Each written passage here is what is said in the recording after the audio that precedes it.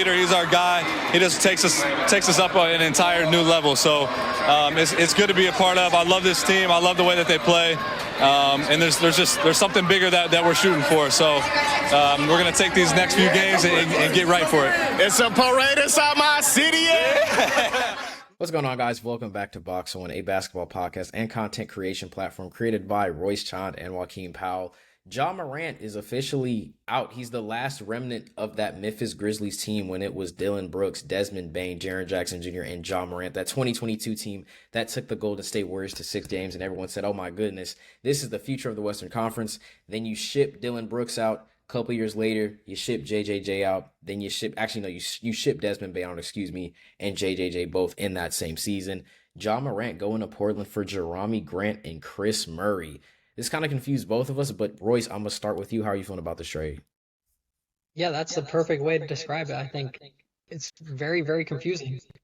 Reports were that, the Memphis Grizzlies were very, very, very adamant on trading him, and they couldn't find any trade partners. They were saying they have to attach draft capital to, this two-time All-Star, one of, still a hefty amount of years on him. But being sent to Portland for a team who already has four point guards and multiple other, ball dominant players. So I think that, like you said, getting Jerami Grant back, getting Chris Murray back isn't a haul at all. It's literally nothing. This is just salary matching the trades. But yeah, I think equally as confusing for both sides, whether it's Portland now. What are they going to do with Drew Holiday? What are they going to do with Scoot Henderson? Damian Lillard's coming back still, so it doesn't really make any sense. But what do you think about this trade? Yeah, I know they said that they plan on starting James and Dalton. I don't know why I said James. They plan on starting Dame and Ja Morant together. That's a free eats backcourt, first of all. When I think of the lack of defense between both of those guys. And we've already had the conversation about how it's a little unrealistic to expect these very ball dominant guards to also be equally as effective on defense. That's not what we're asking them to do. But statistically speaking, they are both cones, right? That is what Patrick Beverley kind of coined when talking about Chris Paul, which is also funny because Chris Paul is probably one of the better guard defenders, especially given his size. But I'm thinking that defense is going to be free eats. Again, Drew Holiday, are you going to play him at the 3? Because Portland already said, yeah, we're going to have Ja and Dame. That's going to be our primary backcourt, which I think works. But I also think, again, you have Scoot Henderson, who had a big leap in the playoffs. You have Shaedon Sharpe, who kind of had a regression, but he was still another punch off the bench. So now you have 5 ball-dominant guard players, really 4, because I think Drew Holiday can play off ball and be a defensive anchor. We were saying off the pod, this is clearly them probably packaging like Scoot, Drew, maybe Donovan Clingan or Robert Williams to get Jaylen Brown as their 3. Then they said, nope, Ja Morant was our big move. We're not going to trade for anybody else, or at least trade for another big star. So it's really confusing, right? Because Portland, they were looking at Anthony Davis. They were looking at Jaylen Brown. You fall out of those sweepstakes. You get rid of Jerami Grant's salary, which is fine. You get rid of Chris Murray. He wasn't really getting a lot of minutes. That's fine. But now you get Ja Morant on a team that I don't think needed a point guard. I think Damian Lillard and Drew Holiday could have been a really interesting duo because now that defense is anchored. Drew Holiday's a really good point guard. He can play on and off ball, and there's an ad. He can play on and off ball. But now when you look at the team now, you have a lot of ball dominant point guards. You have a lot of players that, in all honesty, are kind of redundant and do the same thing. So it's just really interesting, right? And then looking at it from the Memphis Grizzlies side again, a really confusing team, right? Because, okay, you draft Cameron Boozer. We love that trade. Draft. Then you draft Karim Lopez, who kind of does the similar thing to Cameron Boozer, in all honesty, but one's kind of more like a Franz Wagner, that being Lopez, but still another 6'8" guy who can play small forward and power forward. Now you have Jerami Grant, Chris Murray. You also got Cedric Howard. You got Gigi Jackson. It's kind of repetitive, right? You got Salty Aldana as well. I'm looking at the Memphis Grizzlies team. I can understand maybe if you got Jerami Grant, Robert Williams III, even though he's on the smaller side for a center, at least this is another rim protector with Zach Edey. But now it looks like Zach Edey's probably going to be your primary center on a team that kind of already has a lot of undersized forwards playing at the 4 position. So I don't really know. Memphis doesn't get any younger. They don't get any better, in my opinion. I think maybe if you put Shaedon Sharpe in that trade, then it's like, oh, okay, they're actually getting a younger guard back for Ja Morant that probably has an equal amount of time. My question for you though, Royce, is it was not necessarily sad, but a lot of reports are coming out even in the deadline that no NBA team actually wanted Ja Morant. Excuse me. There are even multiple teams that said, "Nah, we don't want just Ja. We want some of your picks." So, in your opinion, if 2 years ago you said Memphis wanted to trade Ja Morant, he'd probably go for a boatload of first round picks, different draft capital, different players. Why is Ja Morant so undervalued in the league now, you think? I don't want to disregard any of the reports that came out, but I do find, most of the things that were coming out that they're going to have to attach a first round pick if he wants to go to Toronto or, Miami or any of those teams. Because at the end of the day, Ja Morant is still a very good player. He's had the off court issues, he's had the, suspensions, he's had the injuries, but from face value, even the small amount of time that he played last season, he was still a very good player. Um, but I think there are a lot of question marks with not only his play style. We've seen guys like Derrick Rose, Donovan Mitchell, all these sort of high flying guards when they come into the league have to, remodel their game to, so they can play longer. And Ja Morant hasn't really done that. You know, the the big point of his game is that he's a high flyer, he's an athletic player. Um, still not a very good shooter. Um, he can dribble and all that. Took a backseat playmaking wise as well. Um, but I think there are just a lot of question marks with his play, especially with the injuries too. He's dealt with, the hand stuff and then, the leg injuries as well. And even, going forward, are those going to be sustainable? Is his knees going to be able to keep up with the play style? If he does want to, do that, if he's not going to refine a shot, he's not going to become, a knockdown 3-point shooter. And I think another part of it is just, I think Memphis were, I don't agree with this decision, but I think they were just so adamant on trading him that they would literally ship him out for nothing like they did now. I think they just didn't want to be tied to the sweepstakes for as long as they've have been. And now they get to properly rebuild. I think it was pretty obvious once they traded Jaren Jackson that Ja was going to be gone. They were going to enter another rebuild, which in my opinion was a terrible decision because they had a pretty finished team 2, 3 years, 4 years ago now. But yeah, I think they just wanted to get rid of him, and there were so many question marks about not only his play but his off-court issues too. I think that's another big thing when you have a guy toting guns on Instagram Live and allegedly fighting teenagers and reposting YB edits and sad loner TikToks. I think they just want to separate themselves from that as well. It's free to see how the hollows feel, Royce. That is my favorite Ja Morant tweet. I want to just go off of what you said about the playmaking. I think it's really interesting. Ja Morant, like you said, he is a guy that necessarily hasn't really changed his game with the times of he's only 6'2", so this is also kind of an undersized point guard. The NBA is getting bigger in general, and I think if you are a smaller guard, that your main way of scoring is attacking the post just because the league is getting so much bigger and taller. You can't do that against Wemby. You can't do that against OKC. They just added Mara. These front courts are only getting bigger and bigger, even the matchups they're going to have on you. If you're a fast guard, they're not going to go guard for guard. They're going to put you against guys like Jared Vanderbilt, Jaden McDaniels, Aaron Gordon, maybe Jared Vanderbilt he could still score on. But when you look at the matchups that these guys are going to be facing, it's no longer going to be tween blow by. And if you don't have that perimeter game that's actually growing and expanding, and Ja Morant has actually regressed, it's going to be harder for teams to really be attracted to you. If we're looking at his stats for the 26 season, only 20 games, 19.4 points per game, 8.1 assists. I think it's really interesting because Ja Morant actually had a career high in assists this season. His career high for assists was in 22-23 when he went for 8.1, and then 23-24 he went for 8.1. Back to a career high in assists for this season, or tying his career high, I should say. 7th year in the league, 8.1 assists. But when we look at just the shooting percentages in general, only shooting 44% from the field, only shooting 23.5% from three on 4.3 attempts per game as a premier point guard in the league. It's not good given what most point guards are doing in the NBA today. And like you said, I think Memphis kind of grew tired of waiting for Project Ja to really take that leap. I think it just really sucks looking back at the 2024-25 season when I look at that Oklahoma City Thunder game. not game, excuse me, but that series where they were up 29 before, dealing with Lou Dort got him injured. And he said, I figured those guys out. Come to find out, even 2 years later, the Thunder defense actually really struggles against downhill point guards. That was exposed not only in the 3-1 record, the 1-3 record they had, against the Spurs this year, where De'Aaron Fox took a game cooking them. Stephon Castle and Dylan Harper took a game cooking them, right? Then we saw it in the playoffs. De'Aaron Fox went off in game 7. Dylan Harper was frying him for the series, right? We've seen that the Thunder defense still was not able to adjust to downhill point guards.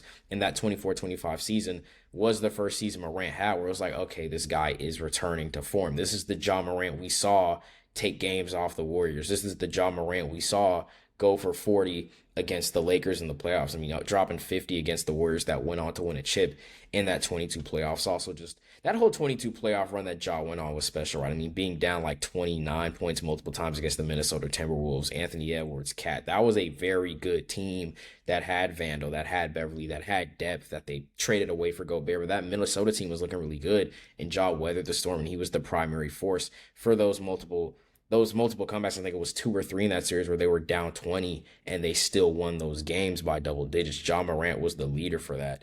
So it's just, I think Memphis really just messed up when you traded Dillon Brooks. You used him as a scapegoat after 2023 in that LeBron series. Okay, he poked the LeBron bear. LeBron went off.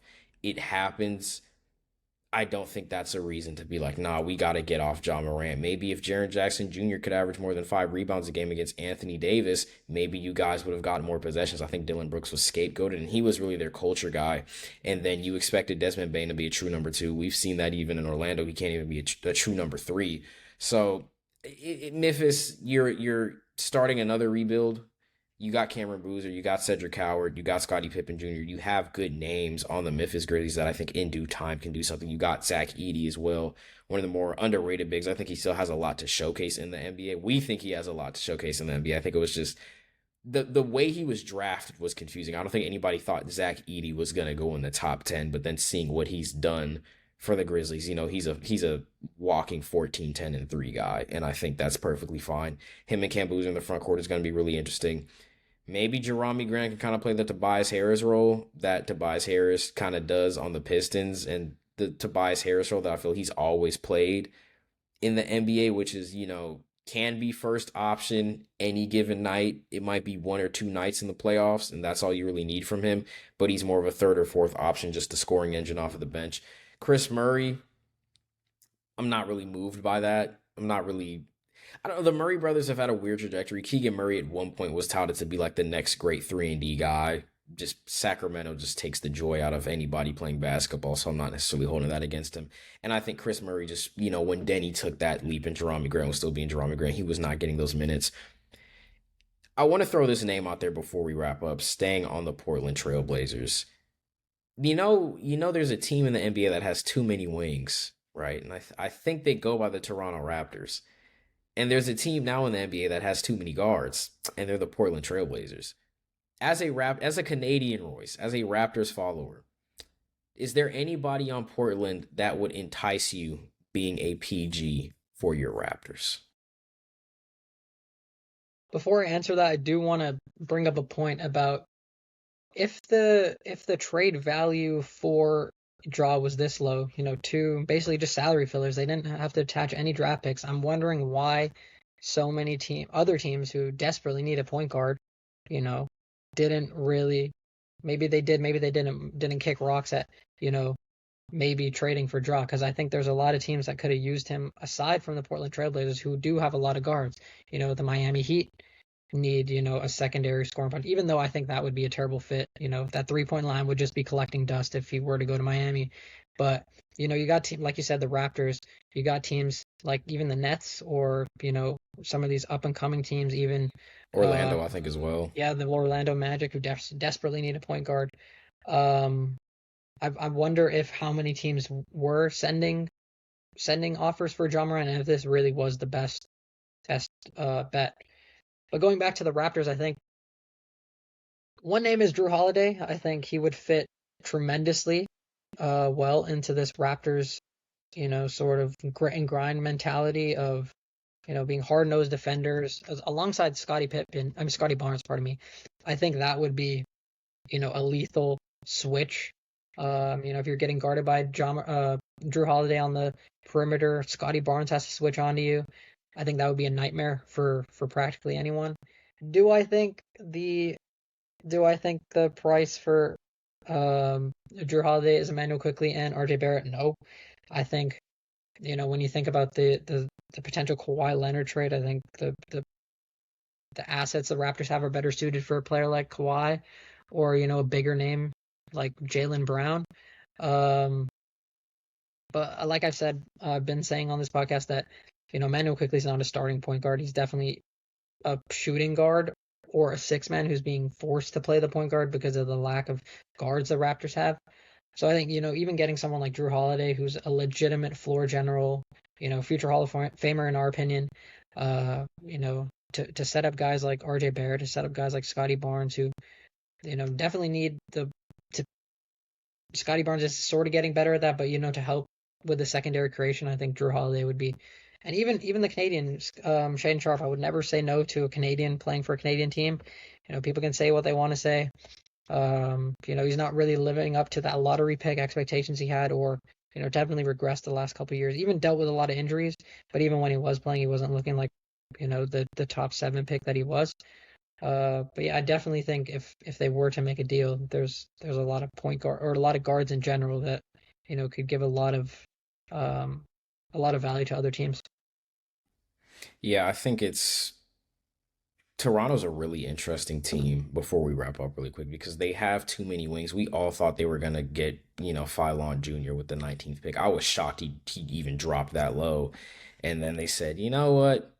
We want Allen Graves, another 6'8" forward that can play the 4, but really should be playing a 3. But he's too big to be playing a 3. We want another Aaron Gordon archetype after already having RJ Barrett, Scotty Barnes, Colin Murray Boyles. Now we're having Allen Graves. It's just like, okay, I guess.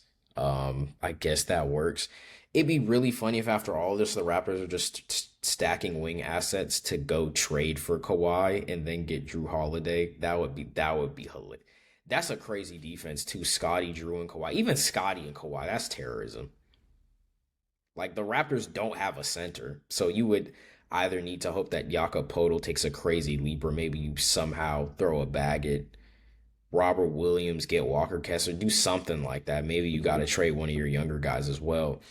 But the value for Ja Morant, I think that's a great point, considering it was so low. I think at one point they were just like, okay, maybe we just want a second round pick. And they're like, no.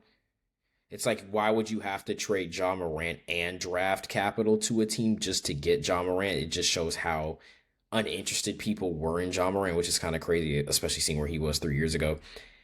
In terms of how he works on Portland, I think time will tell. I don't think Ja and Dame is a bad backcourt by any means. It's just one of those things where, I'm looking at a team like the Lakers, right, with Reeves and Luka backcourt food.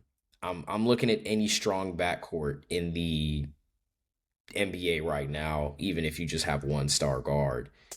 I think Tyrese Halliburton cooking them, right? I think Washington Wizards guard conglomerate cooking them. It's so many teams. When I look at that deep backcourt defensively, I'm like, yeah, it's going to be bad. I think offensively it'll be fun. I think especially, Dame relocates, Ja finding him off of the driving kick game. Possibly. You still got Danny who's taking a leap as well. They just need a 3, and that's why I was thinking, oh, they're going to get Jaylen Brown, clearly. Nope, we're not going to get Jaylen Brown. Okay. That makes a lot of sense. So you trade away your only other 3 in Jerami Grant instead of just letting go of Yang Hansen. That makes a lot of sense to me. But I think, yeah, that's just Ja to Memphis is done. Is there anything you're gonna miss about the Ja to Memphis era, Royce, or is it just like goodbye and good riddance in terms of how the franchise is looking at it? I think what I was looking forward or what I enjoyed about the Ja Morant era ended when Dillon Brooks got traded. It's a parade inside my city. Yeah. Like that ended as soon as Dillon Brooks left. So I think, that was their whole motto of, being these like hard-nosed guys who, you know, dive for loose balls. They get active.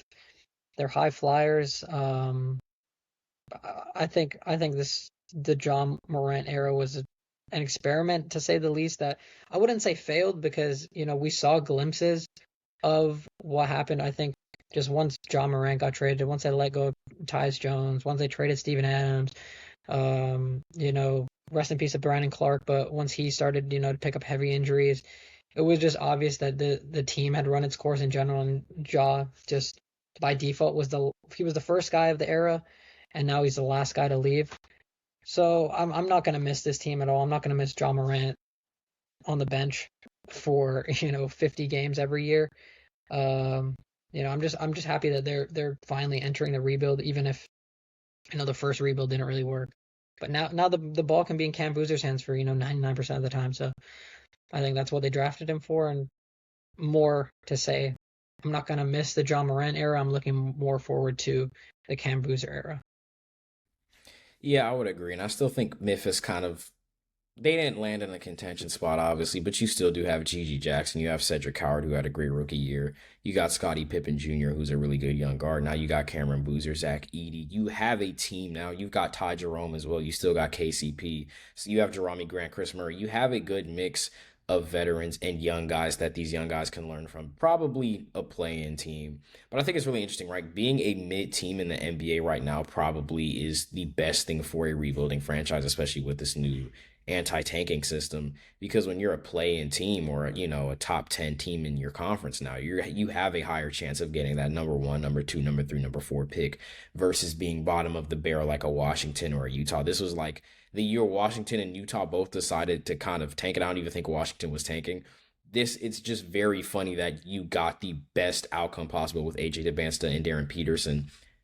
Now it's going to be a little different, right? And I think teams like the Memphis Grizzlies, who are scrappy enough to, circle it on your calendar, they're going to give you a very hard game to win, but they're not going to win a series by any means. They're probably still going to get another elite guy in next year's draft in a similar spot in that 4 to 8 range. So I think, like you said, there's not really anything to miss about the Ja Morant era. It was 1.5 great seasons. You traded Dylan Brooks, and then it just all collapsed from there.